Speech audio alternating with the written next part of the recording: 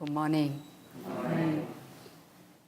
We are studying the essential dharmas of a daily practice that now we understand we have an incredible potential, the positive qualities of human mind, our Buddha nature, meditative concentration, equanimity, wisdom, and compassion, that all of us have this.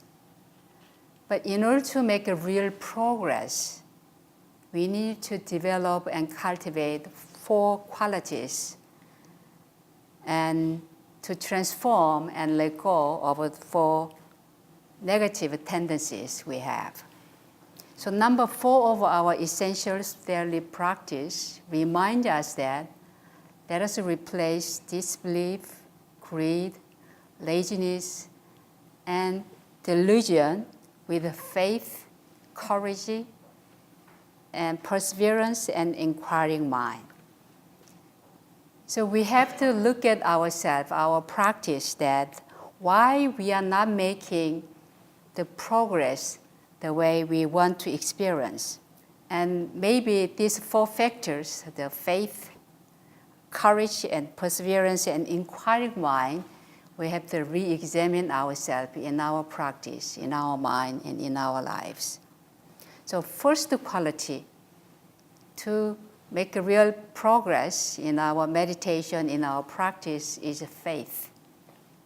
It is about your own experience, inquiry, discovery, and understanding. So Buddha said that his teaching is that come and see. Not believing in what I said, but come and see. So faith in Buddhism means confidence, means conviction. And faith is initial acceptance of a Buddha's teaching, understanding and accepting of this path of awakening before you experience awakening itself. So it's a critical first step. Unless we have a faith in our practice, faith in our Buddha nature, faith in our capacity to discern and cultivate and to realize it, it is hard to begin even the practice itself. So faith is important in spiritual cultivation because this faith helps us to settle our mind. Faith helps us to make peace with ourselves and helps us to really practice it and make that kind of decision. So faith is a quality that motivates us to walk the path of awakening. I think we all have that kind of faith. That's why we are here. That's why we got up early Sunday in the morning and came to the temple to practice.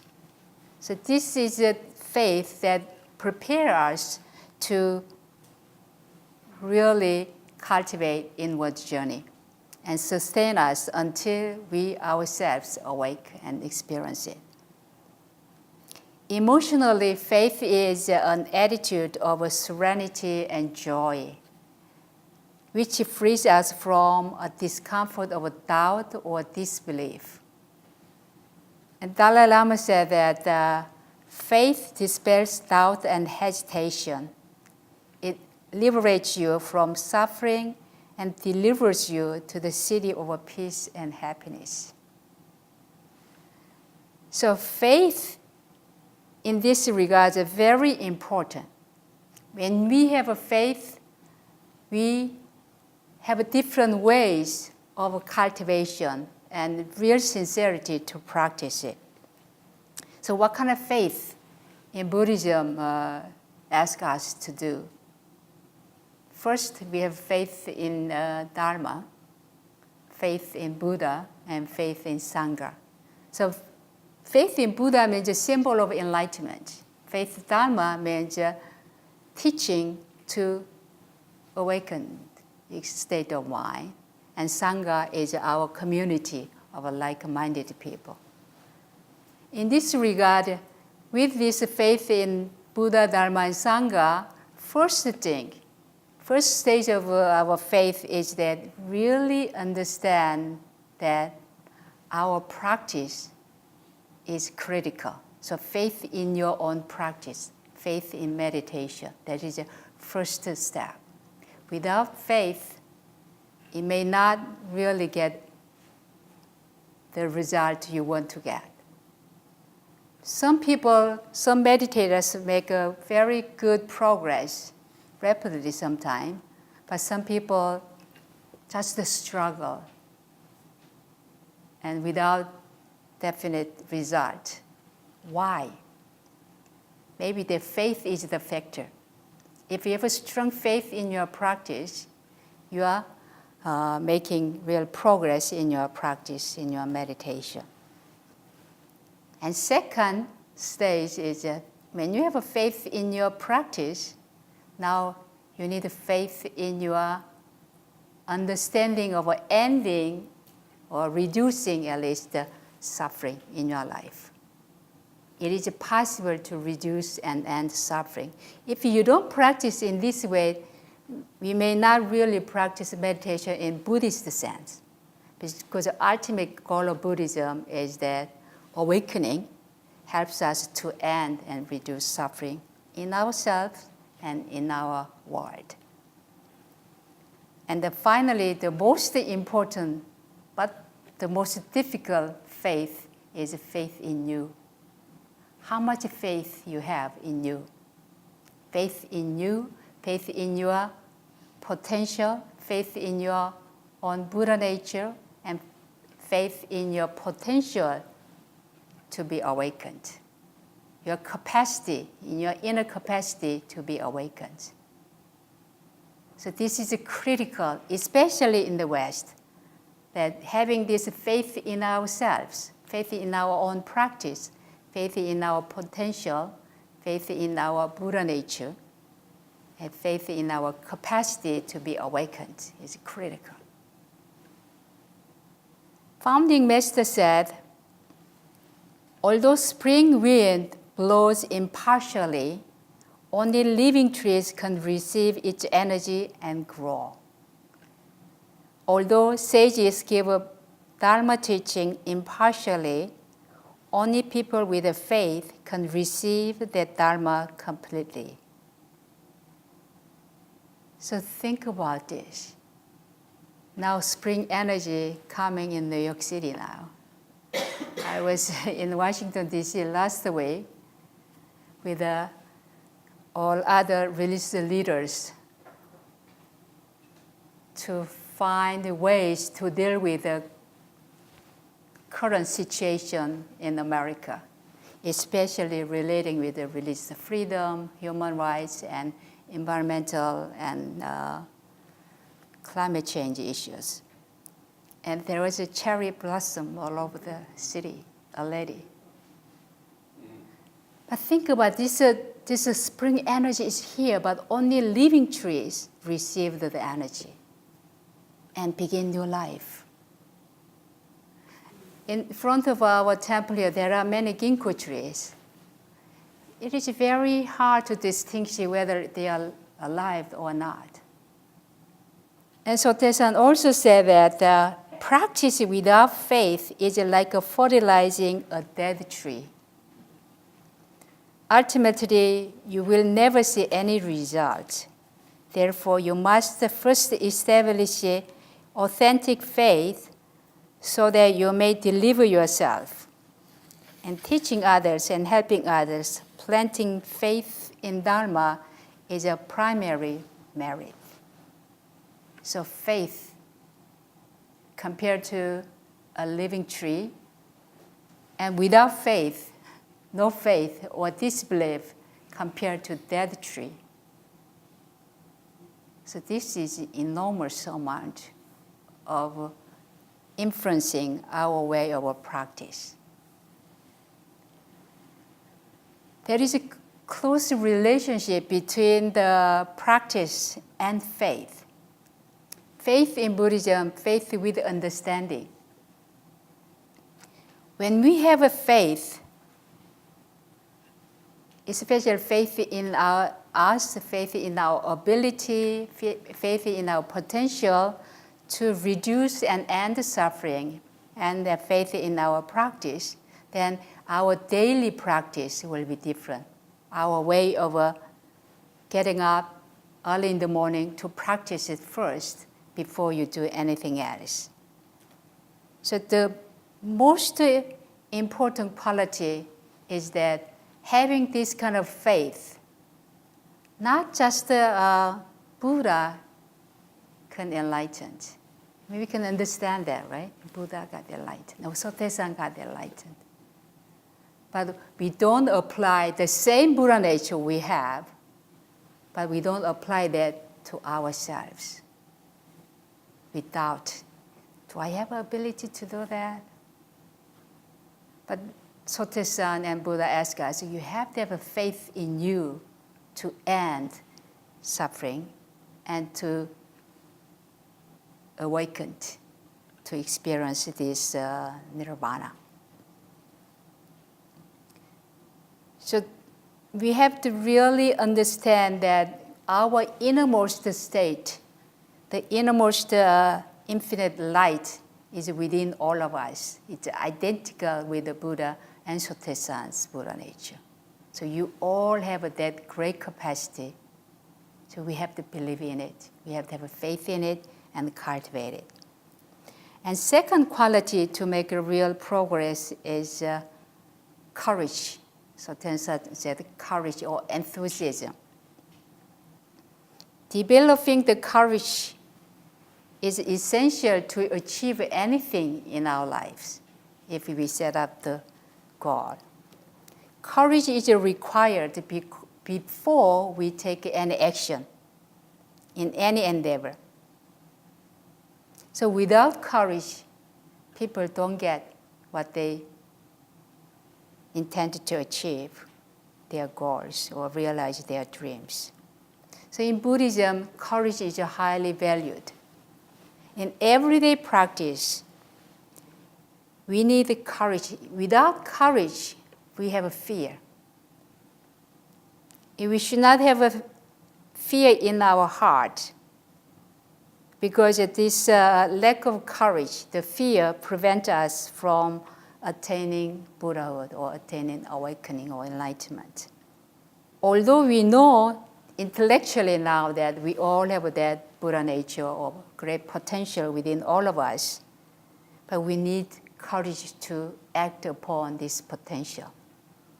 So every single person, every single one of us has this infinite potential, and through sincere practice, we bring this potential forth, allowing our creativity to blossom. Like a spring flower will blossom soon. We are ready to blossom too if we have a strong faith and courage. This process, cultivation, and in the path of awakening, requires courage, especially in this kind of environment in the West. Therefore, Buddhist practice is an ongoing exercise of courage and faith in the middle of harsh realities of our country and our life. So lack of courage prevents us from acting on what we know or what we think is right. The lack of courage may be a root of suffering, or not only individually, but globally too. So Buddhism views that courage is a vital element in practice. Also a compassionate action to help others, as well as helping us to change our own reality. So we really need faith and courage now to change our way of being on earth, to be a more awakened one, to be a more elevated one.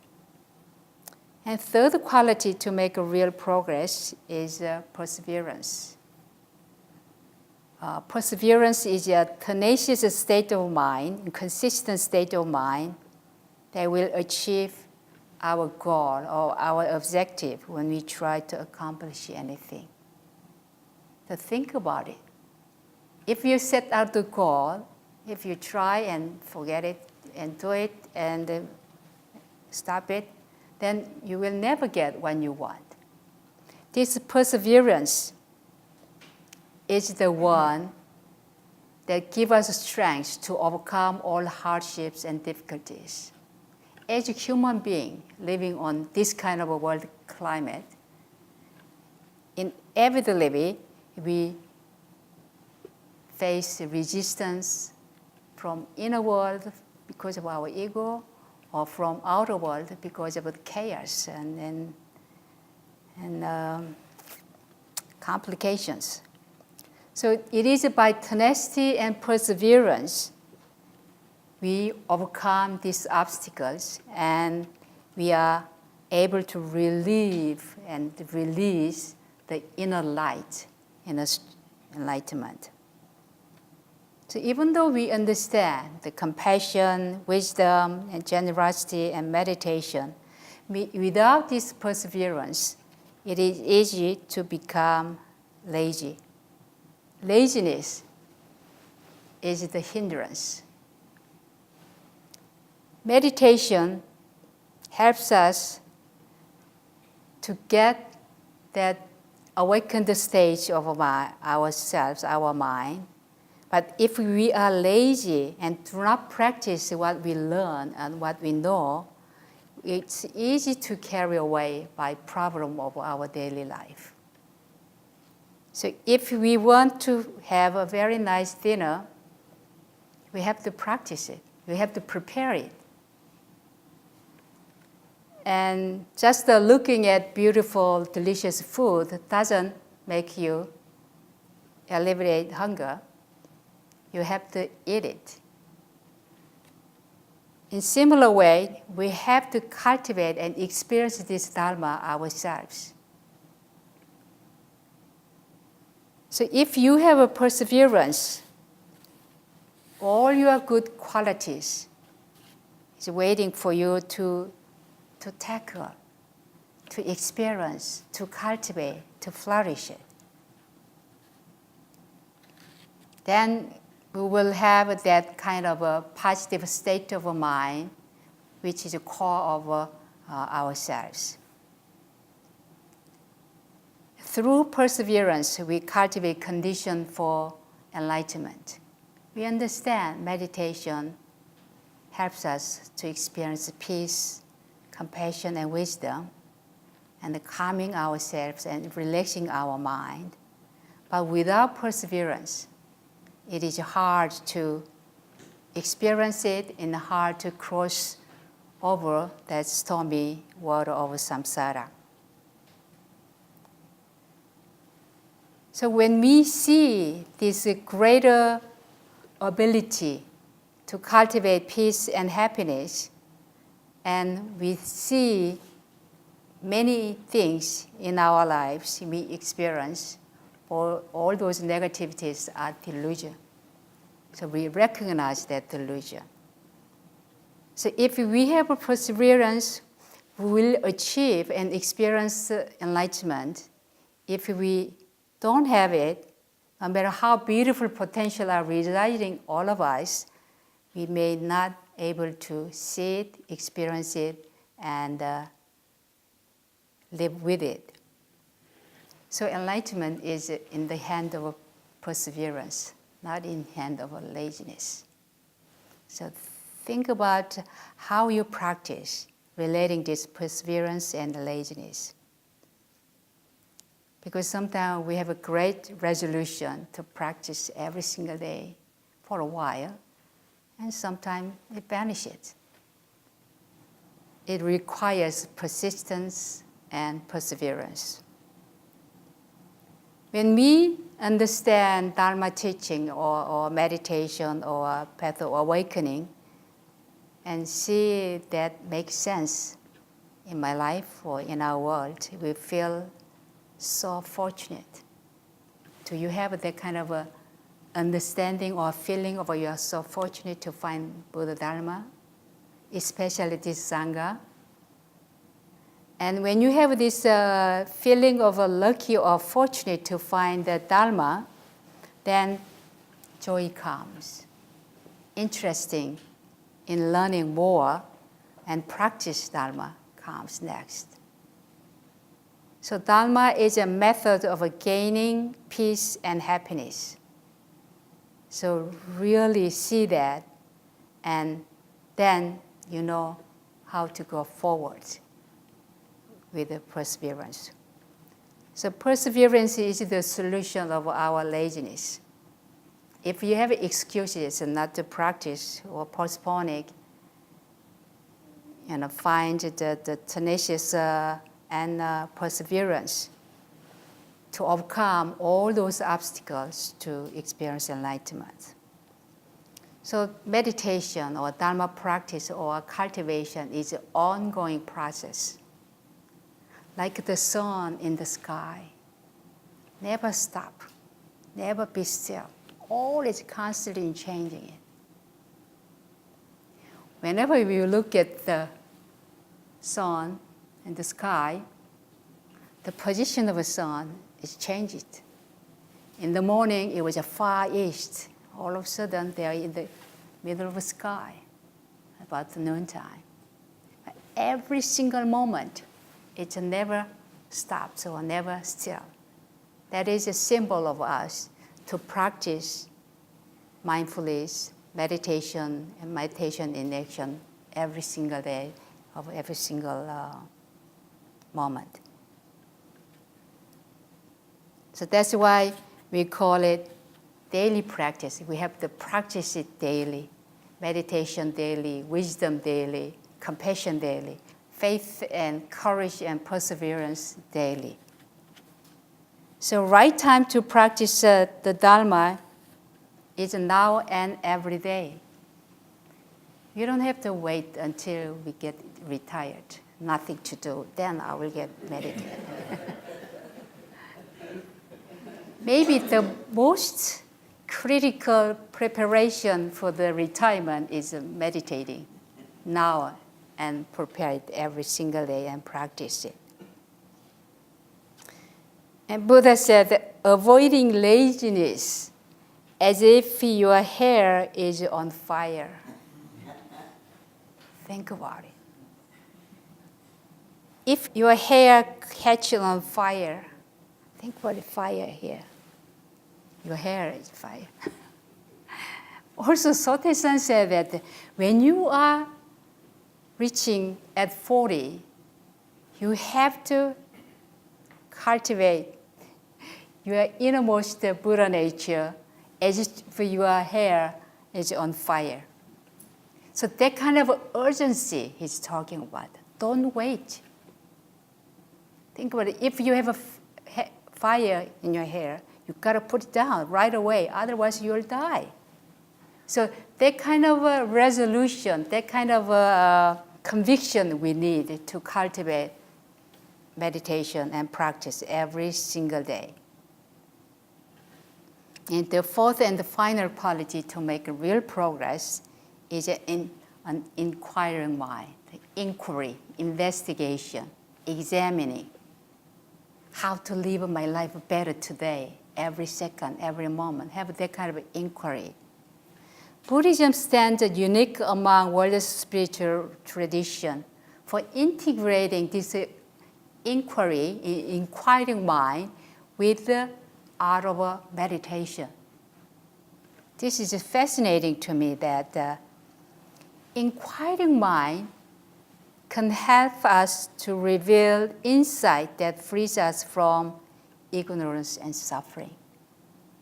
Especially the inquiring or inquiry is Koan meditation. We meditate with our inner center, and at the end of meditation, we have a Koan meditation, especially when we have a retreat or a long period of meditation. This Koan meditation really asking critical questions doesn't make any sense at all. Like a sound of one hand clapping. Sounds of one hand clapping. What do you hear? Or, who am I? Who am I? Who are you? It doesn't mean that, the physical, who am I, one name or things we do, but real sense of who am I. And really pointing to understand your Buddha nature. This inquiry, the koan meditation, sometimes ask a question to students and teachers. In Zen, students went to the master, Zen master, where is Buddha? Where is Buddha? Where is Buddha? And Zen master replied, look at the mirror. So when you go home, look at the mirror, you will see Buddha.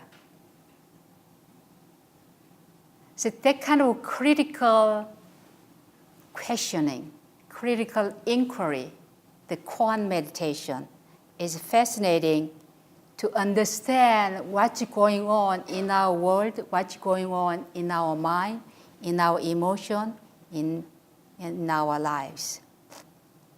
This inquiring mind helps us to see things as they are. This inquiring mind helps us to recognize most of our attitudes, memories, or emotions, or tendencies are delusion. That is not you, not your core self. All those things appears in our mind, in our brain, constantly chattering it. Those monkey mind are not real you. They're just the passing, coming, arising, staying, and goes. It's going away. So recognition of these activities, especially those negative activities, as delusion, comes from inquiring mind, comes from inquiry. So spiritual inquiry is viewed as a method for helping us to see this illusion and to see this delusion of ego or egoism or self-centeredness. So it is critical to see things as they are, not the way we habitually see things. Most times we block the truth and just hear what we want to hear and see what we want to see. So with the inquiring mind, it helps us that all phenomena, what is happening in our world, in our life, are impermanent, are selfless, are constantly changing. So when you have this inquiry, when you have that kind of koan meditation all the time, that you know those recognition comes, just appears in front of you. You are not looking for that characteristics, but it appears to you. Your wisdom, your inquiring mind recognize it. So reality, true reality, we understand, helps us to end and reduce suffering in our lives. So as this practice matures, we realize that there is no self. Think about that. All the problems, all the pain, all the suffering we are creating, all dissatisfaction, discomfort, uneasiness we are creating, there is no self. So this realization comes as a result of this inquiring mind, this inquiry that gradually liberates us from suffering and pain because there is no self to suffer. So this is the beauty of Buddhist teaching. That no attachment to anything. Just to free yourself and liberate yourself, because there is no one, there is no self to suffer. So in order to make a real progress in our practice of Buddha Dharma, in our practice of meditation, in our practice of mindfulness, in our practice of every moment being here and now, the present moment awareness, is critical to have this faith, courage, perseverance, and inquiring mind, and replacing it and removing and rejecting disbelief, greed, laziness, and delusion. So let us cultivate deep, deep sense of faith, the real courage to act upon our potential, and the tenacious and perseverance to do and practice every single day. And with this koan, this inquiry mind, that really discover who you are. Really discover very powerful symbol here that you are complete. Nothing lacking, nothing missing. So have that faith in you that bring all your energy, time, and effort to cultivate this innermost Buddha within all of you, called Buddha nature. So let's tackle that and experience it. And you yourself can become a Buddha like Gautama Buddha or Sotaesan. So our final four great vow always we end with Sunday that supreme enlightenment is inconceivable. We vow to attain it. So these four positive qualities, we vow to attain supreme enlightenment. It's not really just a teaching. It's a truth. It's all of us have that capacity, that potential, that we have to turn all our focus to this inward journey to find who we are, this Buddha nature of all of us.